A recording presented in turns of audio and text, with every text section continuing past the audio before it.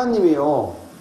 하나님이 필요한 사람은 조건이 있는데 딱 한 가지 조건만 갖추면 돼요. 그게 이 다듬은 돌이에요. 자, 지난주에는 제가 다듬지 않은 돌로 설교를 했습니다. 기억나죠? 네. 그 동기가 순수해야 된다고 그랬죠. 근데 오늘은 그 반대로 다듬은 돌이라는 제목으로 은혜를 함께 나누고자 합니다. 자, 다듬지 않은 돌과 다듬은 돌은 정반대의 말처럼 들려요. 정반대의 말처럼. 그런데 깊이 연구해보면 하나님의 놀라운 뜻이 담겨져 있습니다. 이 세상의 상식을 초월하고 세상의 지혜를 초월하는 하나님의 깊은 사랑과 지혜가 숨어 있습니다. 자, 우리 창은이는 동쪽으로 끝까지 가요. 한나는 서쪽으로 끝까지 가요. 정반대로 가요. 끝까지 가면 어떻게 될까요? 만나죠. 그렇죠? 끝까지 가면 만납니다. 이 다듬지 않은 돌과 다듬은 돌은 반대되는 바 같지만 결국에 하나의 뜻을 가지고 있습니다.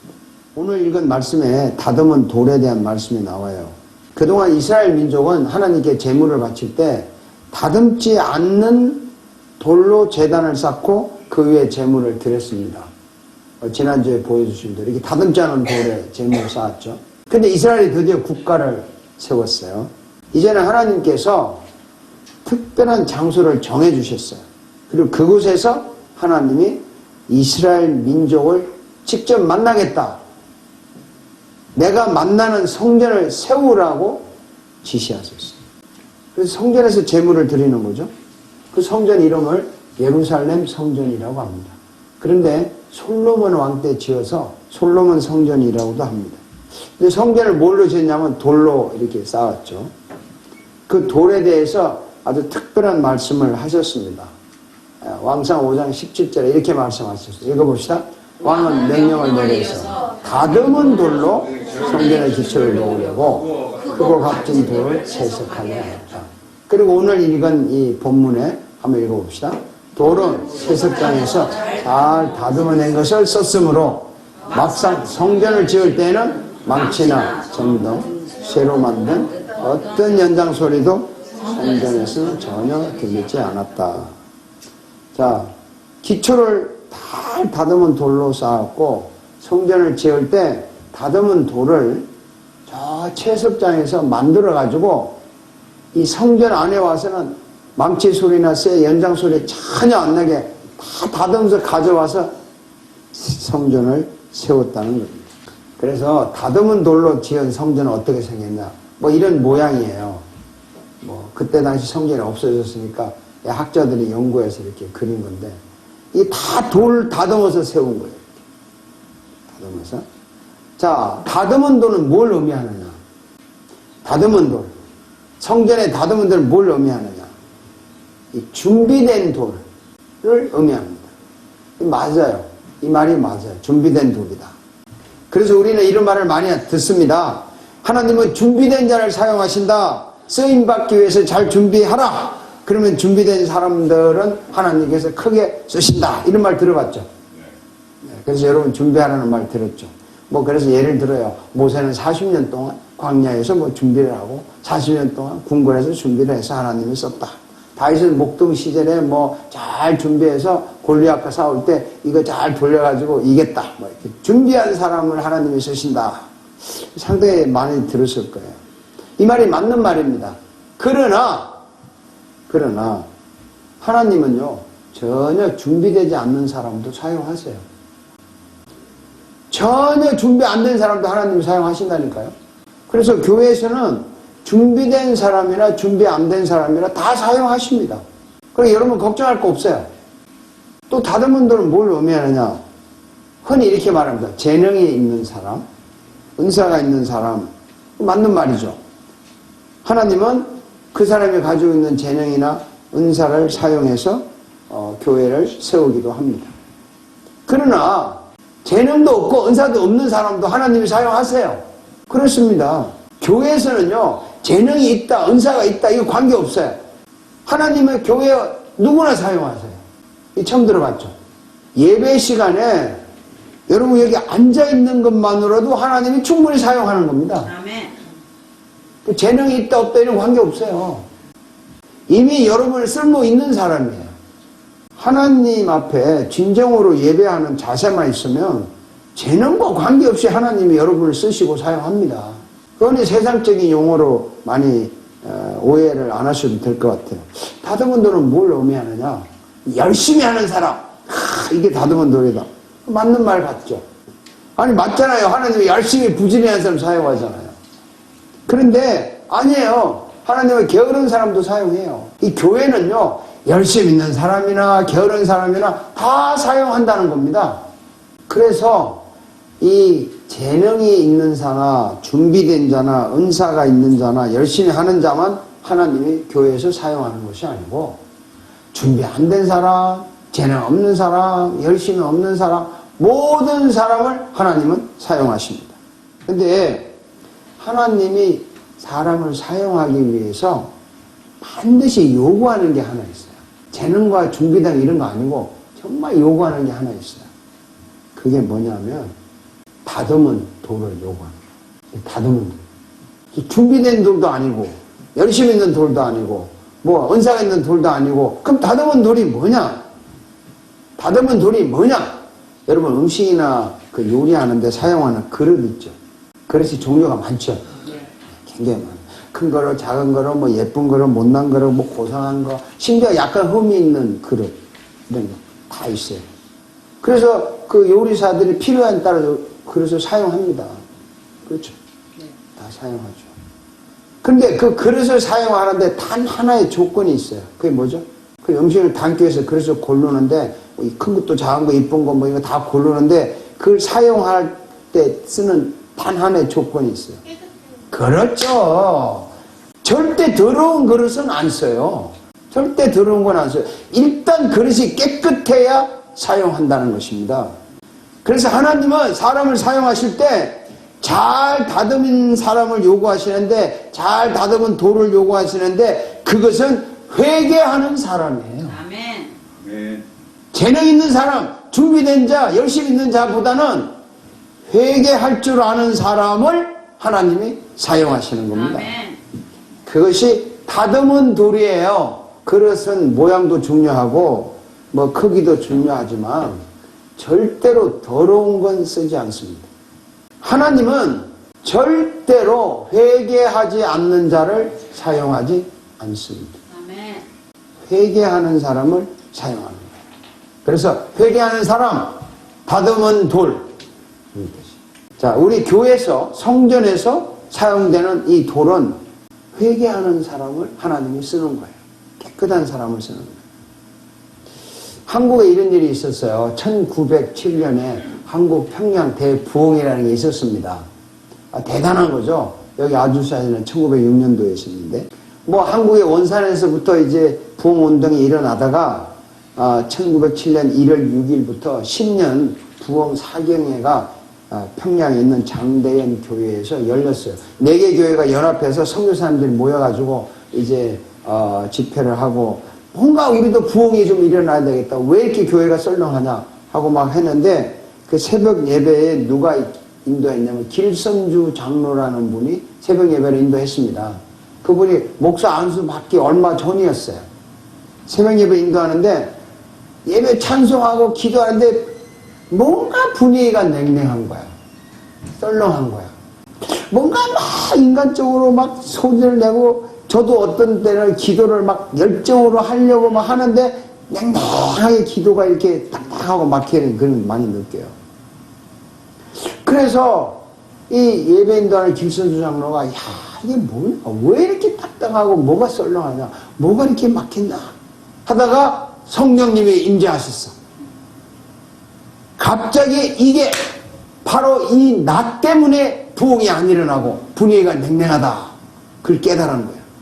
그래서 자신이 설교를 하다가 자기 죄를 고백을 하기 시작했어요. 나는 아간과 같은 사람입니다. 고백했어요. 아간이 누군지 아시죠? 그 여리고성 멸망시키고 아이성 공격할 때 여리고성에서 물건 훔친 사람. 물건 훔쳐서 감추는 사람은 아간이에요. 그 사람 때문에 이스라엘 백성이 아이성 공개하다가 실패해버렸다. 그게 아간의 죄라. 나 때문에 하나님께서 복을 주실 수 없습니다. 약 1년 전에 친구가 임종할 때 나를 불러가지고, 야 김장로, 나의 모든 재산을 당신이 좀 말해서 관리해서 우리 마누라한테 잘 넘겨주라고 부탁을 했는데 내가 잘 돌봐야 될 테니 염려하지 말라고 하면서 그 재산을 관리하면서 나도 모르게 미국 돈 100달러를 몰래 훔쳤습니다. 얼마나 돈이 많았는지. 그때 100달러면 엄청난 돈인데 내가 하나님의 일을 방해해서 부흥을 방해했습니다. 내가 내일 아침에 그 돈을 즉시 죽은 친구의 부인에게 돌려주겠습니다. 나는 도둑놈입니다. 이렇게 막 회개를 했다는 거예요.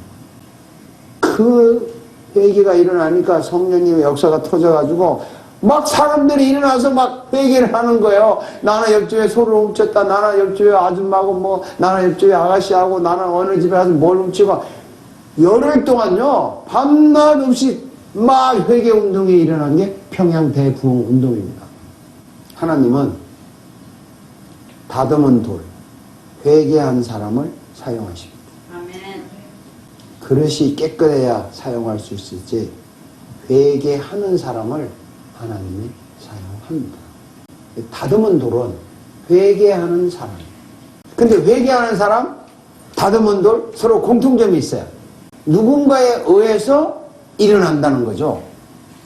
다듬은 돌은요 자기가 스스로 다듬지 못해요. 기술자가 깎아가지고 돌을 다듬어요. 스스로 다듬어질 수가 없습니다. 회개는요 여러분 스스로 할 수가 없어요. 성령이 오셔야만 회개가 일어납니다. 이거 아셔야 돼요. 우리가 잘 아는 집 나간 아들 있죠. 누가복음에 나오는 집 나간 아들. 집 나갔어요. 재산 다 말아먹었어요. 그래서 굶어 죽게 생겼어요. 그래서 이제 안 되겠구나. 내가 다시 돌아가야 되겠다 할 때 딱 떠오르는 게 뭐가 떠올랐습니까? 아버지 집이 떠오른 거죠. 읽어볼까요? 그제서야 그는 제 정신이 들어서 이렇게 말해요. 내 아버지의 그 많은 품꾼들에게 먹을 것이 남아도는데 나는 여기서 굶어 죽는다. 내 아버지 집이 딱 떠오르면서 일로 가면 되는구나. 근데 여러분 보세요. 이게 참 중요한 거였어요. 그 아버지 집이 있으니까 떠올랐지 없는데 떠올랐어요? 아니요.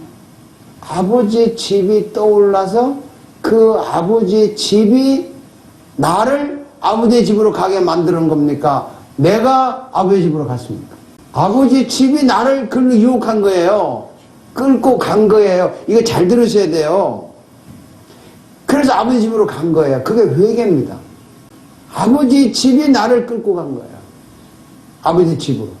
어둠 속에서는요 물건을 볼 수가 없어요. 이 불 끄면 아무것도 안 보여요. 밤에.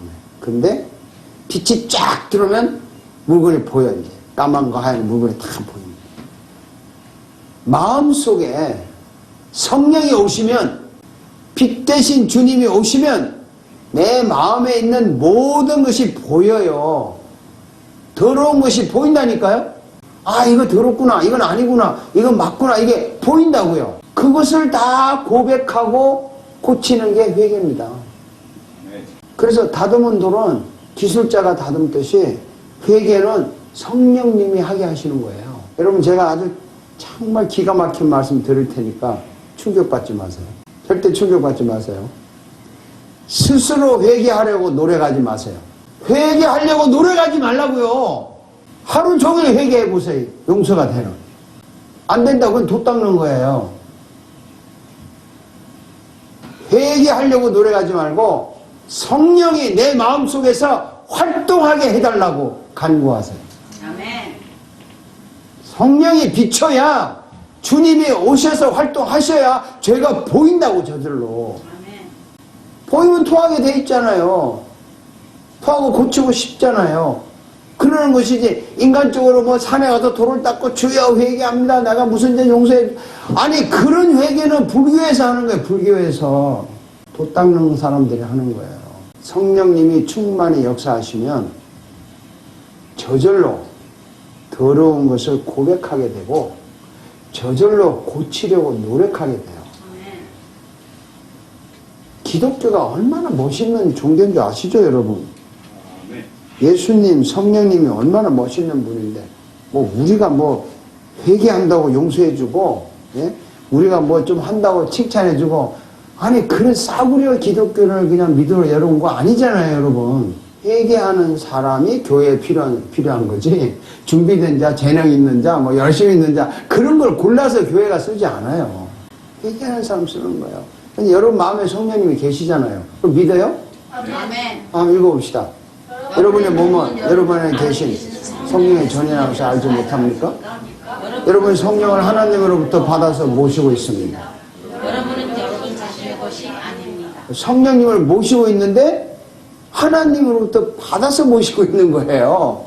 내가 모신 것 같은데 주신 거예요. 오신 거예요. 그래서 여러분 뭐는 여러분 자신 것이 아니라는 거죠. 이게 정말 여러분 믿어지죠? 왜냐면 내 속에 계시니까 이게 내 거 아니다 믿어지는 거예요. 또 한번 봅시다. 여러분은 하나님의 성령. 여기 왜 이렇게 말했냐면요.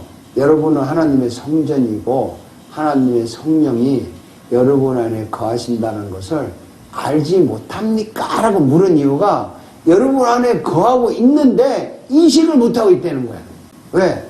이게 충만히 성령님이 활동하셔야 인식을 하고 성령님이 가만히 계시면 여러분이 없는 것처럼 행동할 때가 있어요.